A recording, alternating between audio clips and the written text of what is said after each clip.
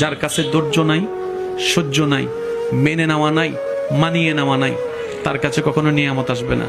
এই ক্ষেত্রে আমাদের অনেকের মনের একটা চাপা প্রশ্ন থাকে, জানতে চাওয়া যে ধৈর্য তো অনেক ধরেছি, আর কত ধৈর্য ধরবো, সহ্য তো অনেক করেছি, আর কত সহ্য করব। হাজার দিকে উত্তর না গিয়ে একটা উত্তর দেওয়ার চেষ্টা করি, মাথায় এবং মনে বসিয়ে রাখবেন যদি ভালো লাগে। ধৈর্য ততক্ষণ ধরবো যতক্ষণ আমাদের রব খুশি না হয়। সুবহানাল্লাহ। যতক্ষণ রব খুশি না হবে ততক্ষণ ধৈর্য, ততদিন ধৈর্য, তত মাস ধৈর্য, তত বছর ধৈর্য। কারণ আল্লাহ তাআলা জানেন কখন নিয়ামত দিলে আমাদের জন্য ভালো হবে, এটা আল্লাহই ভালো জানে। ওই হুকুম আসা পর্যন্ত অপেক্ষা করতে হবে, এটার নামে ধৈর্য।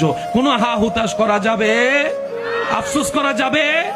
আল্লাহ দিল আলহামদুলিল্লাহ, না দিল আলহামদুলিল্লাহ।